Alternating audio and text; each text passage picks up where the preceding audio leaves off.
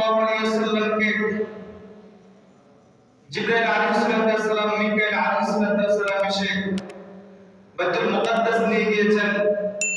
সেখান থেকে প্রথম আসমান, দ্বিতীয় আসমান, তৃতীয় আসমান, সপ্তম আসমান আল্লাহ তাআলা আরশে আযীমে নিয়ে গিয়েছেন। সেখানে আল্লাহ তাআলার সাথে কথোপকথন হয়েছে। আল্লাহ রাসূল সাল্লাল্লাহু আলাইহি ওয়াসাল্লাম আবার একই রাত্রিতে পৃথিবীতে দুনিয়াতে এসে পৌঁছেছেন। এটা এই ঘটনা আল্লাহ রাসূল সাল্লাল্লাহু আলাইহি ওয়াসাল্লাম যখন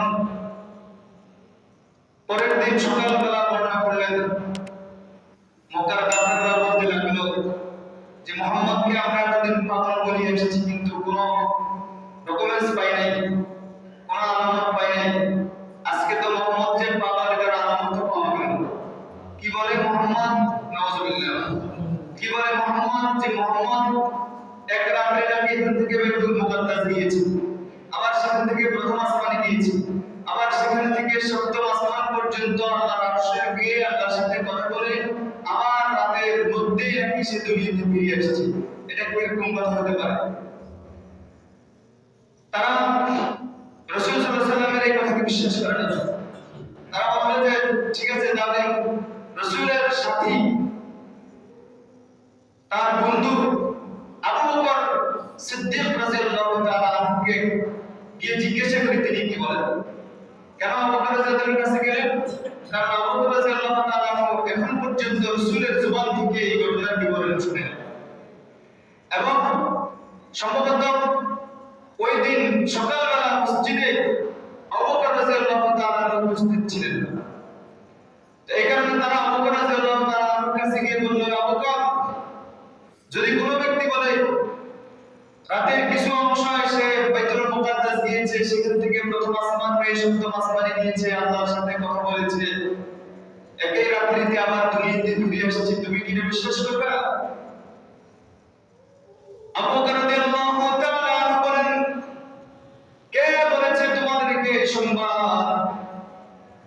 কাফেররা বলে, তোমার বন্ধু মুহাম্মদ বলেছে সে নাকি গত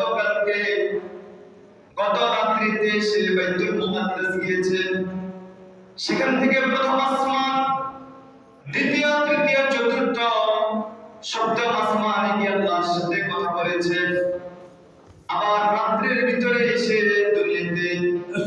দুনিয়ার জমিনে এসে পৌঁছেছে। আবু বকর রাদিয়াল্লাহু তাআলা শোনা মাত্রই সাথে সাথে বলে দিলেন, যদি এটা যদি মুহাম্মদুর রাসূলুল্লাহ সাল্লাল্লাহু আলাইহি ওয়াসাল্লাম বলেন, তাহলে এতে বিন্দু মাত্র কোনো সন্দেহ নাই। এখান থেকে আবু বকর রাদিয়াল্লাহু তাআলাকে সিদ্দিক আকবর বলা হয়। বিনা যুক্তিতে তিনি বলেছেন, যদি এটা আমার রাসূল বলে, এটা যদি আমার রাসূল মুহাম্মদ সাল্লাল্লাহু আলাইহি ওয়াসাল্লাম বলে, এতে বিন্দু মাত্র সন্দেহ নাই। সুবহানাল্লাহ। কাফেররা চিন্তা করলো আবু বকরের কাছে বলি কোনো সমাধান তারা পায় নাই। তারা বললেন, চলো আবার মুহাম্মদের কাছে গিয়ে দেখি মুহাম্মদুর রাসূলুল্লাহ সাল্লাল্লাহু আলাইহি ওয়াসাল্লামের কাছে কাফেররা এসে বলল, মুহাম্মদ, গত রাত্রিতে যে তুমি বিবরণ দিয়েছো, গত রাত্রির ঘটনা, যে বিবরণ তুমি দিয়েছো বাইতুল মুকাদ্দাসে গিয়েছো, তাহলে তোমাকে আমি একটা প্রশ্ন করি। তাহলে তোমার কাছে আমাদের প্রশ্ন, বাইতুল মুকাদ্দাস যদি তুমি গিয়ে থাকো, তাহলে বাইতুল মুকাদ্দাসের কিছু বিবরণ আমাদেরকে দাও। কি বিবরণ দিতে হবে? বাইতুল মুকাদ্দাসের দরজা কয়টা, বাইতুল মুকাদ্দাসের জানালা কয়টা, বাইতুল মুকাদ্দাসের সিঁড়ি কয়টা, এগুলো বলতে পারবে? যদি এগুলো বলতে পারো, তাহলে আমরা বিশ্বাস করব যে তুমি বাইতুল মুকাদ্দাস গিয়েছো। বলেন, আল্লাহ রাসূল সাল্লাল্লাহু আলাইহি ওয়াসাল্লাম বাইতুল মুকাদ্দাস গিয়েছেন বাইতুল মুকাদ্দাসের মসজিদে আকসার দরজা আর জানালা খোলার জন্য? আপনারা যারা এখানে এই মসজিদের এই মহল্লার মুসল্লি আছেন, এখানে অনেক লোক আছে, আপনাদের মসজিদের দরজা জানালা কয়টা, দরজাটা তো বলতে পারবে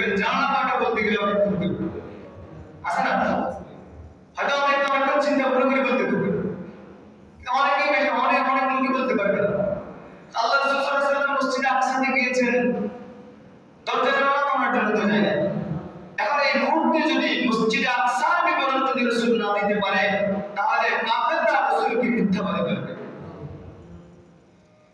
এমন সময় হাদিস শরীফের মধ্যে আসছে আল্লাহ রাসূল সাল্লাল্লাহু আলাইহি ওয়াসাল্লাম এত পেরেশানি অনুভব করলেন, এত পেরেশান রাসূল হয়ে গেলেন যে রাসূল এমন পেরেশান হতে আর কখনো হয় না।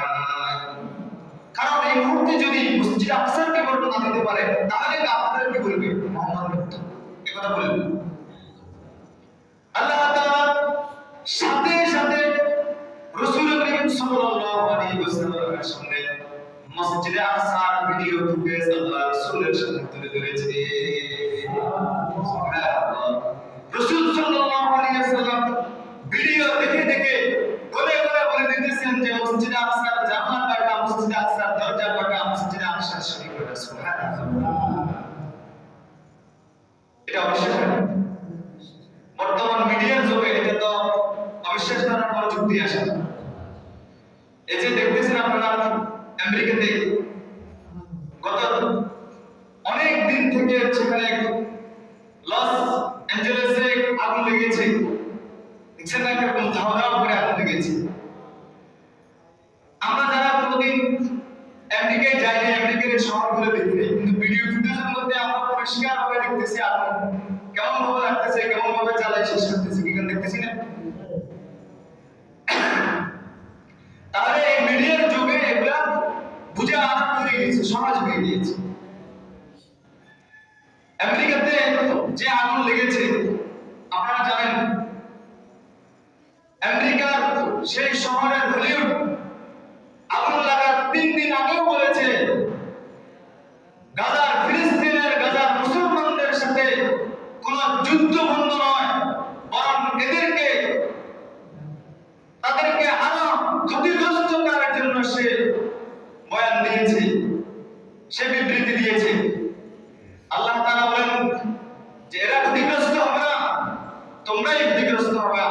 তার 3 দিন পরে আল্লাহ তাআলা আমেরিকার এত উন্নত, যেখানে বড় বড় ধনীদের বসবাস ছিল, পুরা শহরকে আল্লাহ ধ্বংস করে দিয়েছে, জ্বালিয়ে পুড়ে শেষ করে দিয়েছে। পাগল হয়ে গেছেন ফায়ার সার্ভিস কর্মীরা, পাগল হয়ে তারা আশপাশের বহু দেশের ফায়ার সার্ভিস কর্মীদেরকে পর্যন্ত দেওয়া হয়েছে। শত শত হেলিকপ্টার দিয়ে পানি মারা হচ্ছে, মেডিসিন দেওয়া হচ্ছে। এটা কুদরতের আগুন, দুনিয়ার কোনো মেডিসিন কাজ করবে না, দুনিয়ার কোনো প্রযুক্তি কাজ করবে না। এটা আল্লাহর পক্ষ থেকে আযাব। কথা বলেন না? এটা আল্লাহর গজব। এটা দুনিয়ার কোনো প্রযুক্তি কাজ করবে না। তারা যতই পুরো দুনিয়ার উপরে তারা ক্ষমতা দেখিয়েছে, কত প্রযুক্তি তারা দুনিয়াকে দেখিয়েছে, কিন্তু আল্লাহ তাদের সমস্ত প্রযুক্তিকে আল্লাহ ধ্বংস করে দিয়েছে। কারণ কি?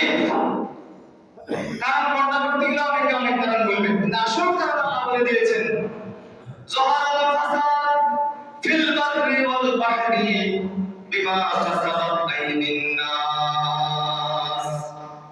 জমিনের মধ্যে যত ফাসাদ হবে, জমিনের মধ্যে যত আযাব আসবে, জমিনের মধ্যে যত রকমের আল্লাহর আযাব আসবে, সবকিছু হলো মানুষের হাতের কামাই।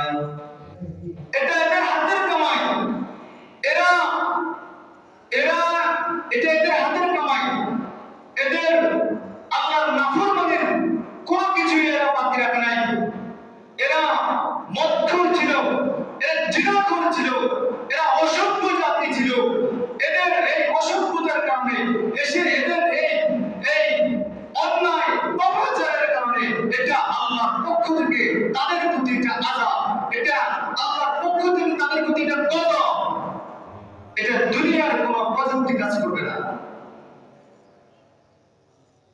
দুনিয়ার কোনো প্রযুক্তি কাজ করবে না। যাই হোক, বলেছিলাম আল্লাহ রাসূল সাল্লাল্লাহু আলাইহি ওয়াসাল্লামকে আল্লাহ তাআলা মসজিদে আকসার ভিডিও আল্লাহ রাসূলের সামনে তুলে ধরেছেন। আল্লাহ রাসূল ভিডিও ফুটেজ দেখে দেখে মসজিদে হারামের দরজা জানালা তাদের যতগুলো প্রশ্ন ছিল সকল প্রশ্নের জবাব দিয়েছে।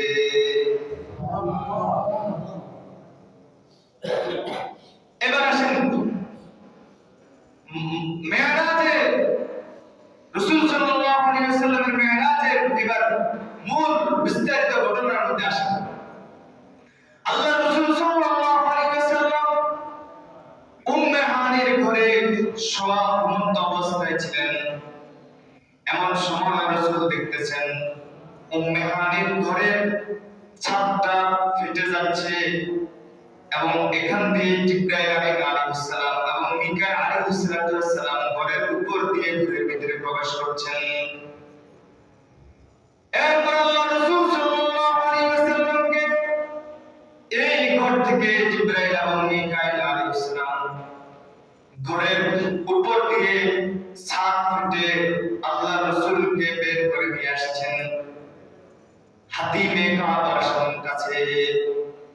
হাতিমে কাবাতে নিয়ে আসছেন। এখন প্রশ্ন হতে পারে, জিবরাইল ইতিপূর্বে রাসূলের কাছে বহুবার আসছে কি আসে?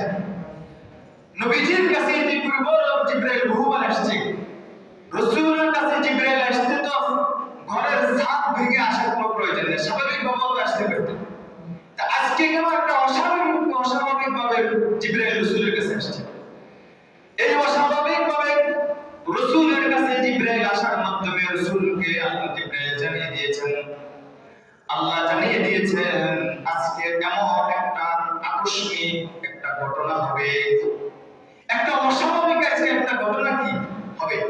এই কারণে ঘটনাটার শুরুটাই হয়েছে একটা অস্বাভাবিক একটা কারণ দিয়ে। অস্বাভাবিক ঘরের ছাদ ফেটে জিবরাইল ঘরে প্রবেশ করেছে, রাসূলুল্লাহ সাল্লাল্লাহু আলাইহি ওয়াসাল্লামকে সেখান দিয়ে বের করেছেন। তাহলে এটা অস্বাভাবিক বিষয় নয়। কেন করেছেন? রাসূলকে বুঝিয়ে দিয়েছেন যে আজকে একটা আকস্মিক অস্বাভাবিকের মৃত্যু হবে, একটা কাজ হবে, একটা ঘটনা হবে। রাসূল সাল্লাল্লাহু আলাইহি ওয়াসাল্লামকে ইনদাল কাবা শরীফের কাছে নিয়ে গেলেন, হাতিমে কাবাতে নিয়ে। এখানে অনেক কথা আছে, অনেক ঘটনা আছে। গত জুমায় বলেছিলাম রাসূলকে কোথা থেকে নেওয়া হয়েছে। হাতিমে কাবাতে রাসূল সাল্লাল্লাহু আলাইহি ওয়াসাল্লামের বক্ষ মোবারকে এরকম উপর থেকে নিচের দিকে এরকম ফাড়া হয়েছে। এটাকে বক্ষ বিদারণ বলে, ওপেন হার্ট সার্জারি। একটা সময় মানুষ মনে করতে একজন মানুষের এরকম বুক যদি ফাড়া হয়, ভিতর থেকে যদি হার্টকে বের করা হয়, তাহলে মানুষ বাঁচা সম্ভব কিনা, মানুষ বাঁচতে পারে না। এটা একসময় মানুষ কি করত, কিন্তু এখন ওপেন হার্ট সার্জারি হয়নি। এটা রাসূলের সেই মেরাজকে প্রমাণ করে দিয়েছে। এটা তারা রাসূলের সেই অপারেশন থেকে রাসূল সাল্লাল্লাহু আলাইহি ওয়াসাল্লামকে জিবরাইল আমিন যে ওপেন হার্ট সার্জারি করেছেন, সেখান থেকে গবেষণা করে আজকে এই যত রকমের অপারেশন আছে সেখান থেকে শিখে নিয়েছে। রাসূলের সেই ওপেন হার্ট সার্জারি থেকে আজকের সকল বিজ্ঞানীরা, সকল গবেষকরা এই অপারেশনের এলেমগুলো তারা অর্জন করেছে। আল্লাহ রাসূল সাল্লাল্লাহু আলাইহি ওয়াসাল্লামের বক্ষ বিদারণ, বুক ফেলে ভিতর থেকে কলবটাকে বের করে জমজমের পানি দ্বারা ধুয়ে আবার সেখানে ফিট করে দিয়েছে। প্রশ্ন হতে পারে, জমজমের পানি দ্বারা কেন রাসূলের হাতকে ধোয়া হয়েছে? হাউজে কাউসারের পানি দিয়ে তো ধোয়া যেত। এই কারণে মুফাসসিরিন کرام লিখেছেন, অনেক মুফাসসিরিন کرام লিখেছেন যে হাউজে কাউসারের পানির চেয়েও জমজমের পানির দাম বেশি। সুবহানাল্লাহ, জমজমের পানির মর্যাদা বেশি। যার কারণে রাসূলের অপারেশনের সময় জমজমের পানি দ্বারা রাসূলের কলবকে ধোয়া হয়েছে। সেখানে আরো ঘটনা আছে, একটা স্বর্ণের পাত্রের মধ্যে, একটা সোনালী পাত্রের মধ্যে ইলম এবং হিকমতকে রাখা হয়েছে। এই ইলম এবং হিকমতটাই রাসূলের কলব, হার্টের ভিতরে, রাসূলের কলবের ভিতরে এই ইলম এবং হিকমতকে ঢুকিয়ে দেওয়া হয়েছে। এখানে অনেক প্রশ্ন হতে পারে, স্বর্ণ ব্যবহার এটা তো দুনিয়াতে নাজায়েজ পুরুষদের জন্য, তো সেখানে রাসূলের কলব হাতকে সোনালী পাত্রের মধ্যে রাখা হয়েছে কেন? মুহাদ্দিসিন کرام এটার জবাব দিয়েছেন। এক নম্বর হলো তখন এটা নিষেধের হুকুম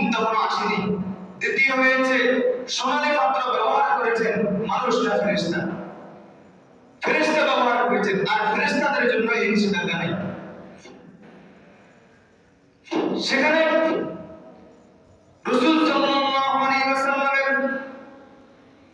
হাতকে তারা ফাড়া করে, জিবরাইল আলাইহিস সালাম, মিকাঈল আলাইহিস সালাম তারা ফাড়া করে আমার আগের মতো স্বাভাবিক অবস্থায় হয়ে গেল। এই অক্ষবিধান যেটা ওপেন হার্ট সার্জারি, রাসূল সাল্লাল্লাহু আলাইহি ওয়াসাল্লামের অলক হার্টকে বের করে ধুয়ে আবার ফিটিং করা, এটা রাসূলের জামানায়, রাসূলের জিন্দেগিতে 3 বার ঘটেছে, কেউ কেউ বলেন 4 বার ঘটেছে। একবার হলো রাসূল সাল্লাল্লাহু আলাইহি ওয়াসাল্লাম যখন হালিমাতুস সাদিয়া রাদিয়াল্লাহু তাআলা আনহার কাছে দুধ পান করা অবস্থায় ছিলেন, তখন রাসূল সাল্লাল্লাহু আলাইহি ওয়াসাল্লামের এই বক্ষ বিতরণ করা হয়েছে যেন শৈশবকালের যত রকমের মানুষের ভিতরে, শৈশবের যত রকমের মানুষের ভিতরে জাগ্রত হয় এসবগুলো দূর করার জন্য। আরেকবার করা হয়েছে যৌবনকালে মানুষের যে যৌবনের যতগুলা থাকে, এই যৌবনের সমস্ত যৌবনকালে মানুষ যে যৌবনের যে একটা তাড়া থাকে, এগুলোকে দূর করার জন্য যৌবনকালে রাসূলের আরেকবার এই কাজটা করা হয়েছে, বক্ষ বিতরণ করা হয়েছে। আরেকবার হয়েছে রাসূল সাল্লাল্লাহু আলাইহি ওয়াসাল্লামকে মেরাজে নেওয়ার আগে। কেন হয়েছে এটার ব্যাপারে মুফাসসিরিনরা লিখেছেন যে যেহেতু রাসূল সাল্লাল্লাহু আলাইহি ওয়াসাল্লামকে ঊর্ধ্ব জগতে নিয়ে যাওয়া হচ্ছে, আর ইহ জগৎ আর ঊর্ধ্ব জগতের পরিবেশ আলাদা, ভিন্ন। ঊর্ধ্ব জগতের পরিবেশ রাসূল সাল্লাল্লাহু আলাইহি ওয়াসাল্লামের কতটুকু সাধ্যের ভিতরে আছে, এজন্য ঊর্ধ্ব জগতের পরিবেশ যাতে রাসূল বরদাস্ত করতে পারে, এই কারণে রাসূলের এই বক্ষ বিতরণ, এই হার্ট সার্জারি করা হয়েছে। এরপরে জিবরাইল আলাইহিস সালাম এবং মিকাঈল আলাইহিস সালাম রাসূল সাল্লাল্লাহু আলাইহি ওয়াসাল্লামকে নিয়ে গেলেন একটা বোরাকের পিঠের উপরে। একটা বোরাক আসছে রাসূলের বাহন হিসেবে। বোরাক এটা বারকুন থেকে, বারকুন শব্দের অর্থ হচ্ছে বিদ্যুৎ। বারকুন শব্দের অর্থ হচ্ছে বিদ্যুৎ। এই বিদ্যুৎ থেকে যদি হয় তাহলে এই বোরাকের বৈশিষ্ট্য এমন ছিল যার কারণে বোরাককে বোরাক বলা হতো, বিদ্যুৎ বলা হতো। কারণ একটা বিদ্যুৎ যেরকম এক সেকেন্ডের মধ্যে অনেক দূর পর্যন্ত ছড়ায় পড়ে, এই বোরাক নামক বাহন এটা এমন ছিল যেটা দৃষ্টির যতদূর পর্যন্ত যেত এতদূর পর্যন্ত তার কদম পড়ত, এত দ্রুতগামী ছিল এই বোরাক। রাসূল করিম সাল্লাল্লাহু আলাইহি ওয়াসাল্লামকে এই বোরাকের উপর উঠানো হয়েছে। বোরাকের সামনের মধ্যে বসছেন জিবরাইল আলাইহিস সালাম, মাঝখানে বসেছেন হযরত রাসূল করিম সাল্লাল্লাহু আলাইহি ওয়াসাল্লাম এবং পিছনে বসছেন হযরত মিকাঈল আলাইহিস সালাম। রাসূল সাল্লাল্লাহু আলাইহি ওয়াসাল্লামকে বোরাকে করে নেওয়া হচ্ছে।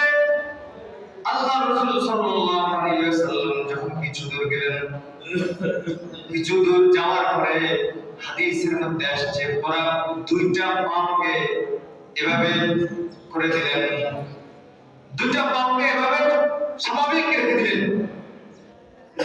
এটা অনেকটাই আকৃতি বলতে গেলে বিমানের মতো। বিমান যেরকম ল্যান্ড করার সময় তার দুইটা চাকা এরকম বের করে দেয়, তখন এই বোরাকটা নামার সময় দুইটা পাকে এরকম বের করে দিলেন।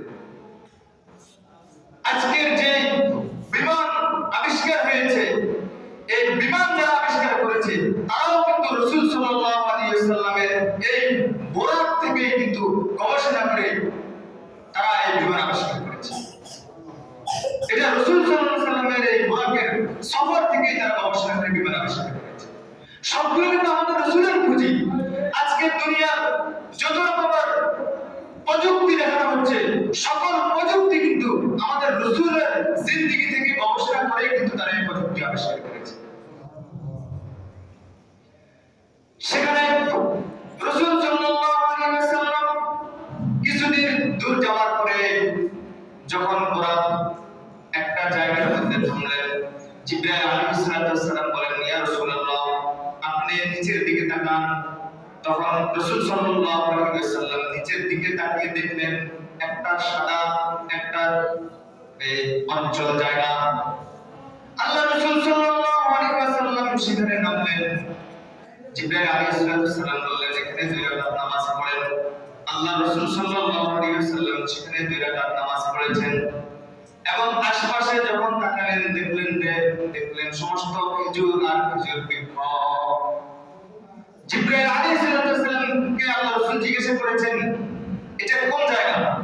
জিবরাইল আলাইহিস সালাম বললেন এটা হলো ইয়াসরাব, যেটাকে এখন বর্তমানে মদিনাতুর রাসূল বলা হয়। এটাকে আগে ইয়াসরাব বলা হতো, মদিনাকে আগে কি বলা হতো? ইয়াসরাব বলা হতো। মদিনার আগের নাম ছিল ইয়াসরাব। জিবরাইল আলাইহিস সালাম বললেন এটা হলো ইয়াসরাব। কেন এই জায়গাতে আল্লাহ রাসূল সাল্লাল্লাহু আলাইহি ওয়াসাল্লামকে আল্লাহ তাআলা নিয়ে গেলেন? আল্লাহ তাআলা এই জায়গাতে নিয়ে যাওয়ার উদ্দেশ্য এটাই হলো রাসূলকে দেখিয়ে দেওয়া যে মক্কার লোকেরা এক সময় আপনাকে মক্কা ছাড়তে বাধ্য করবে, আর যখন আপনি মক্কা থেকে বের হয়ে যাবেন তখন আপনি এই জায়গাতেই কিন্তু হিজরত করে আসবেন। মক্কার লোকেরা যখন আপনাকে বের করে দিবে তখন আপনি হিজরত করে যে জায়গায় আসবেন এই জায়গাটা হলো এই জায়গা, সেই জায়গা হলো এই জায়গাটা। এরপরে আল্লাহ রাসূল সাল্লাল্লাহু আলাইহি ওয়াসাল্লাম সামনের দিকে রওনা করলেন।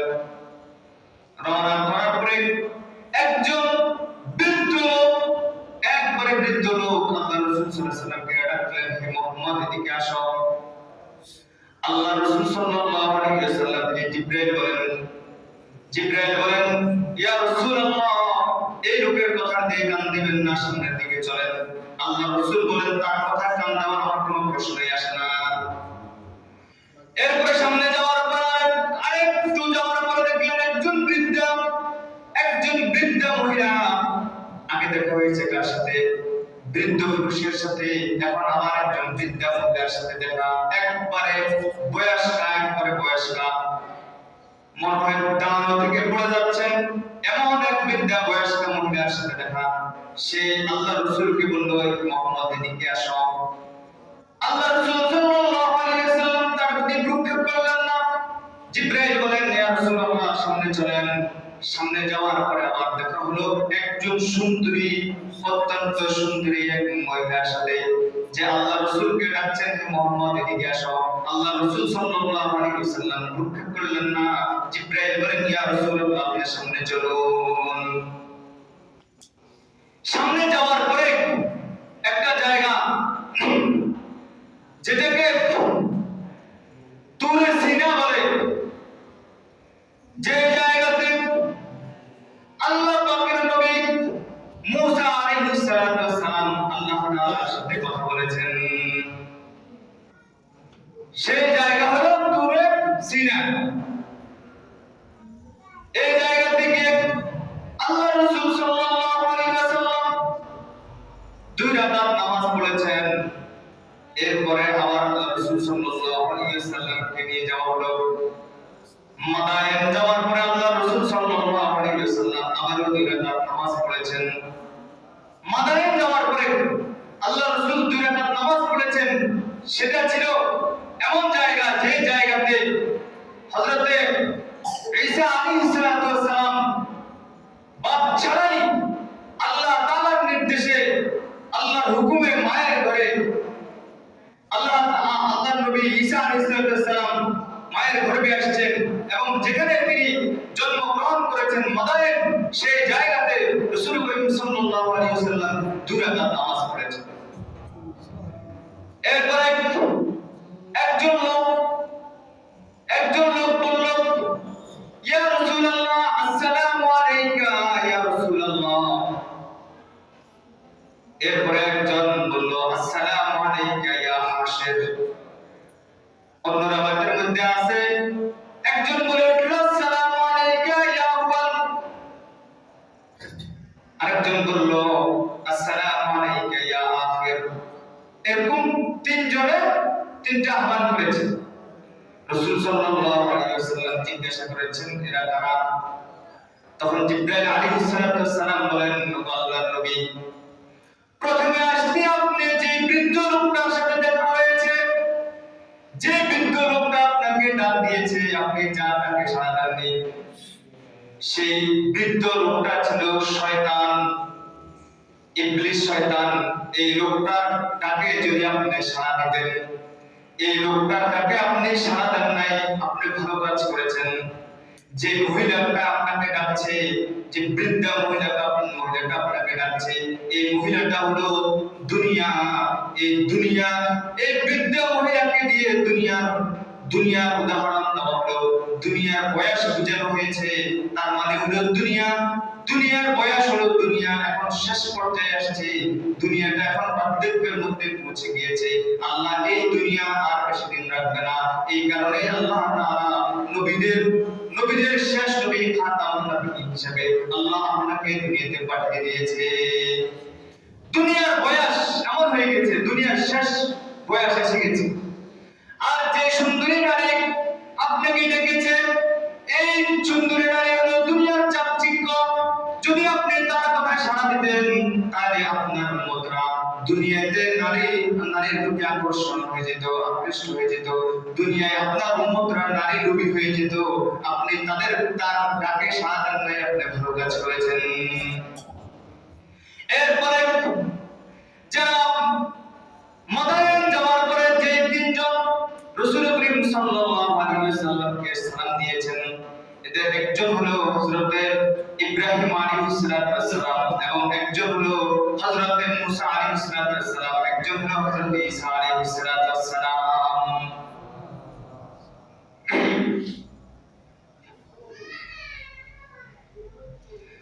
আল্লাহ রাসূল সাল্লাল্লাহু আলাইহি ওয়াসাল্লাম মাদায়েন শহর থেকে সামনের দিকে যাচ্ছেন। এক জায়গায় গিয়ে দেখলেন কিছু মানুষ,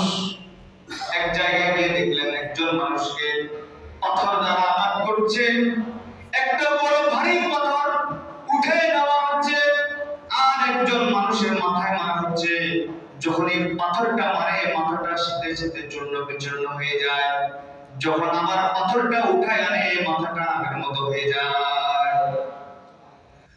কিয়ামত পর্যন্ত এরকম শাস্তি হতে থাকবে। আল্লাহ রাসূল সাল্লাল্লাহু আলাইহি ওয়াসাল্লাম জানতে চাইলেন, জিবরাইল এই লোকটাকে কেন তাকে এই শাস্তি দেওয়া হচ্ছে? জিবরাইল আলাইহিস সালাম বলেন, ইয়া রাসূলুল্লাহ, এই লোকটা হলো দুনিয়ার ওই ব্যক্তি যাকে আল্লাহ তাআলা জ্ঞান দিয়েছে, যাকে আল্লাহ বিবেক দিয়েছে, কিন্তু তার বিবেকটা সে ভালো কাজে খাটায় নাই। বিবেক দিয়ে সে আল্লাহকে চেনে নাই, বিবেক দিয়ে সে ইসলামকে গ্রহণ করে নাই। এই কারণে তার বিবেকের উপর পাথর দ্বারা আঘাত করা হচ্ছে। কিয়ামত পর্যন্ত এটা এভাবে আঘাত করতে থাকবে। এটা কোরআন কারীমের অন্য এক আয়াতের মধ্যে আসছে, ওমান আ'রাদা আন যিকরি ফাইন্না লাহু মাঈশাতান দানকা। যারা আল্লাহর জিকির থেকে, আল্লাহর বিধান থেকে, আল্লাহর আহকামাত থেকে যারা মুখ ফিরিয়ে নেবে, আল্লাহ এদের জীবনকে আল্লাহ সংকীর্ণ করে দেবে। কি করে দিবেন? আল্লাহ এদের জিন্দেগিকে সংকীর্ণ করে দেবে। এরপরে কিয়ামতের ময়দানে এরা উঠবে অন্ধ অবস্থায়। তখন তারা আল্লাহ তাআলাকে বলবে, আল্লাহ কেন আজকের এই মুহূর্তে আমি অন্ধ হলাম? দুনিয়াতে তো আমার চোখ ছিল, আমি তো দুনিয়ার সকল কিছু দেখেছিলাম। আল্লাহ বলবে, দুনিয়াতে আমি তোমাকে চোখ দিয়েছি, সকল কিছুই তুমি দেখেছো, কিন্তু তুমি আল্লাহর পথকে দেখো নাই, আল্লাহকে ভুলে গিয়েছো। এই কারণে আজকে তোমাকেও ভুলে যাওয়া হবে, আজকে তোমাকেও ভুলে যাওয়া হবে। এই কারণে যাদেরকে আল্লাহ তাআলা বিবেক দিয়েছে, আল্লাহর আহকামাত চেনার জন্য, আল্লাহকে চেনার জন্য আল্লাহ বিবেক দিয়েছে, এই বিবেক দিয়ে যারা আল্লাহকে দুনিয়াতে চিনবে না, এই জাতীয় লোকদের শাস্তি আল্লাহ রাসূল সাল্লাল্লাহু আলাইহি ওয়াসাল্লাম মেরাজে যাওয়ার সময় দেখলেন যে পাথর দিয়ে এদের মাথার উপর আঘাত করা হচ্ছে। কেমন আঘাত করা হচ্ছে? পাথরটা যখন মাথার উপর ছোঁয়া হচ্ছে, সাথে সাথে মাথা চূর্ণ বিচূর্ণ হয়ে যায়। পাথর যখন আবার উঠে আনে, মাথাটা আগের মতো হয়ে যায়। এভাবে কিয়ামত পর্যন্ত এই লোকদের কি চলবে? শাস্তি চলবে। এজন্য আল্লাহ যে বিবেক আমাদেরকে দিয়েছে, এই বিবেক আল্লাহকে চিনার কাছে খাটাইতে হবে।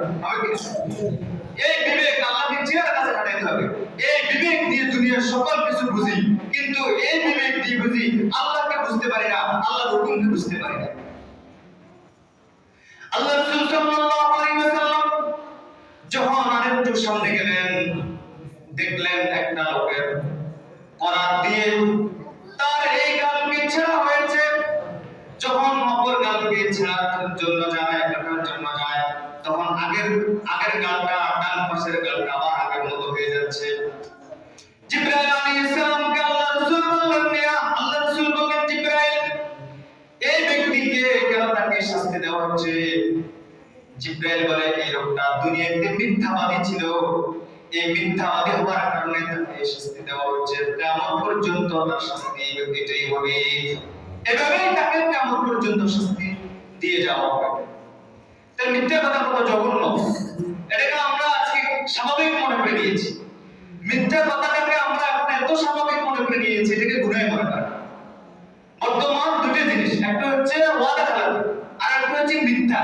এই দুইটাকে এখন মানুষ গুনাহ মনে করে, অথচ মারাত্মক গুনাহ দুইটা। একজনকে আপনি ওয়াদা দিয়েছেন, মনে হয় যে এটা স্বাভাবিক জিনিস, মানে এটা যে পুরো করা লাগবে এটা আপনি বুঝেন, এটা আপনার কল্পনায় আসে না যে এটা তার সাথে একটা কমিটমেন্ট, এটা আপনি যদি রাখতে না পারেন গুনাহ হবে, এটা মানুষ বুঝে আসছে। এমন অবস্থা কিছু লেনদেনের সাথে জড়িত আছি, তো দেখতেছি মানুষের মানে অবস্থা গুলো। মানুষ মানে ওয়াদাটাকে কোনো ওয়াদা পুরাটাকে আবাদত মনে করে না, ওয়াদা খারাপটাকে গুনাহ মনে করে। এরপর আল্লাহ রাসূল সাল্লাল্লাহু আলাইহি ওয়াসাল্লাম যখন আরেকটু সামনে গেলেন, দেখলেন যে একটা রক্তের দরিয়ার মধ্যে কিছু মানুষ হাবুডুবু খাচ্ছে, আর কিনারার মধ্যে একজন লোক পাথর নিয়ে দাঁড়িয়ে আছে। যখন লোকটা রক্তের দরিয়ার মধ্যে হাবুডুবু খেয়ে কিনারে আসার চেষ্টা করছে, তখন কুলে থাকা কিনারে থাকা ওই ব্যক্তি আবার তার মাথায় উপর পাথরের আঘাত করছে। পাথর মারার সাথে সাথে আবার নদীর মাঝখানে চলে যায়।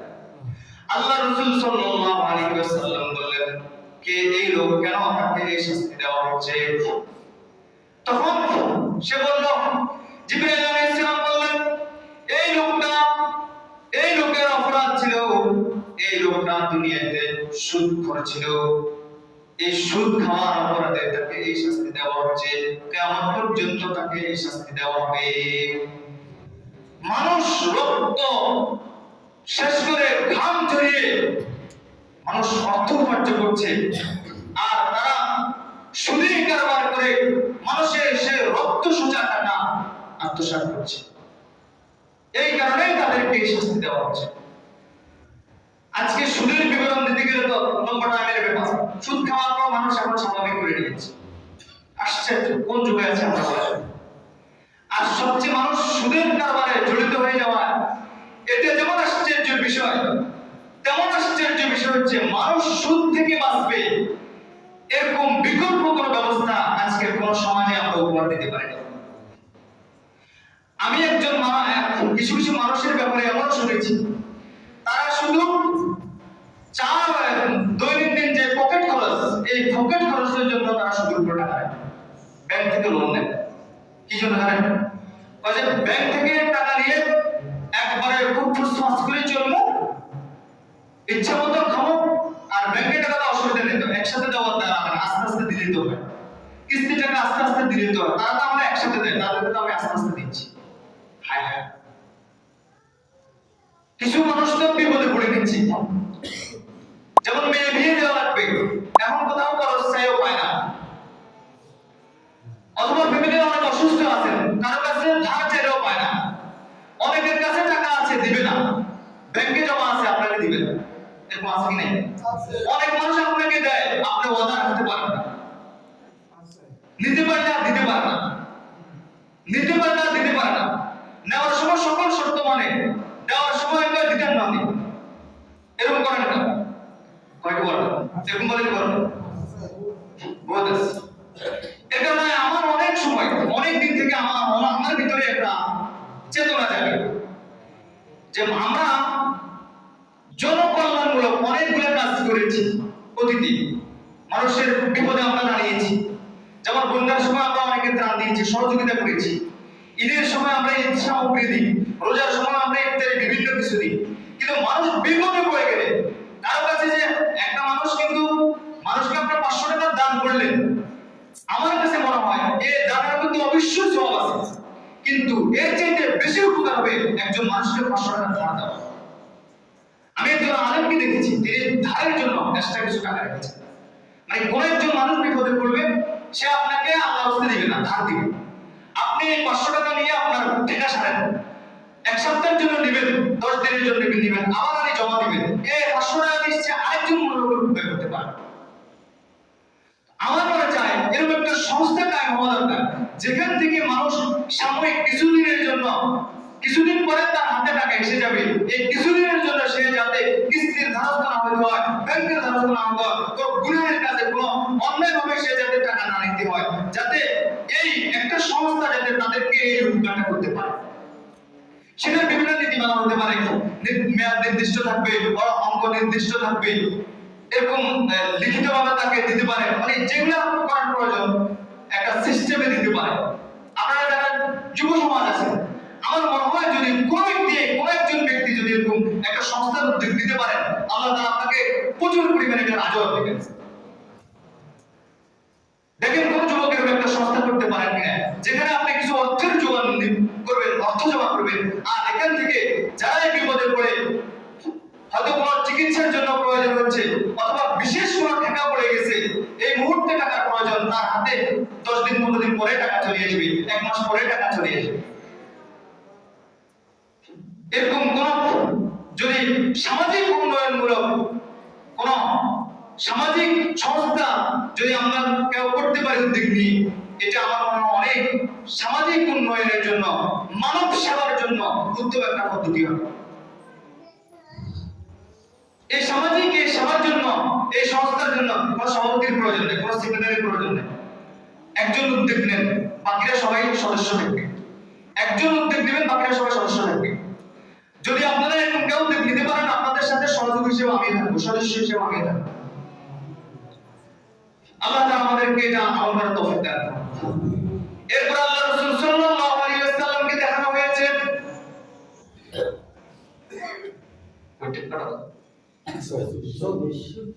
আল্লাহ রাসূল সাল্লাল্লাহু আলাইহি ওয়াসাল্লামকে দেখানো হয়েছে কোন গুনাহ করলে কি শাস্তি হবে, কোন অপরাধের কারণে কি শাস্তি হবে। আল্লাহ রাসূল সাল্লাল্লাহু আলাইহি ওয়াসাল্লামকে জাহান্নামের বহু শাস্তির প্রতিচ্ছবি আল্লাহ রাসূলকে দেখানো হয়েছে। এরপর আল্লাহ রাসূল সাল্লাল্লাহু আলাইহি ওয়াসাল্লাম সামনে গেলেন, সামনে যাওয়ার পরে দেখলেন কিছু লোক জমিন থেকে ফসল কাটতেছে, আর যখন ফসল কাটি শেষ করে তখন জমিনের মধ্যে আবার ফসল আগের মতো হয়ে যায়। সুবহানাল্লাহ। আল্লাহ রাসূল জিজ্ঞাসা করেছেন, হে জিবরাইল, তারা জমিনের ফসল কেটে নেয়, আবার জমিনের ফসল আগের মতো হয়ে যায়, বলে এরা হলো আল্লাহর রাস্তার মুজাহিদ, যারা আল্লাহর রাস্তায় জিহাদ করে, আল্লাহ এদের আমল 700 গুণ পর্যন্ত বাড়িয়ে দেয়। সুবহানাল্লাহ। মুজাহিদদের ফজিলত আল্লাহ রাসূল এভাবে বর্ণনা করেছেন। এজন্য আজকে দুনিয়াতে যদি ইসলাম প্রতিষ্ঠা হয়, দাওয়াতের মাধ্যমে আর জিহাদের মাধ্যমে হবে। আল্লাহ রাসূল জিহাদের এত ফজিলত বর্ণনা করেছেন। আমরা যদি জিহাদটাকে একজন একভাবে নিই, বর্তমান গণতন্ত্র প্রক্রিয়ার রাজনীতিকে আমরা অনেকে জিহাদ বলতেছি। এটা আমি অনেক আলেমের মুখেও শুনেছি, রাজনীতি করতেছে আর বলতেছে আমি জিহাদের মাঠে আছি। এটা স্পষ্ট দিনের তারিফ হয়েছে, অপব্যাখ্যা হয়েছে।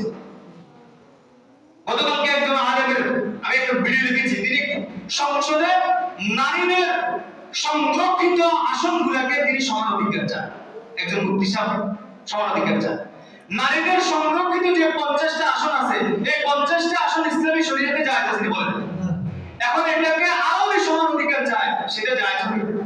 আপনার বক্তব্য অনুযায়ী যদি সংসদে যদি 300 আসনের নারীদেরকে পুরুষদের সমান অধিকার ভোটে লড়ার জন্য দেওয়া হয়, আপনি কোন ফতোয়ার আলোকে এটাকে জায়েজ করবেন? যারা সারা জিন্দেগি নারী নেতৃত্বকে হারাম করে এসেছে, আজকে এরা নারী পুরুষদের ভোটের মধ্যে সমান অধিকার দাবি করছে।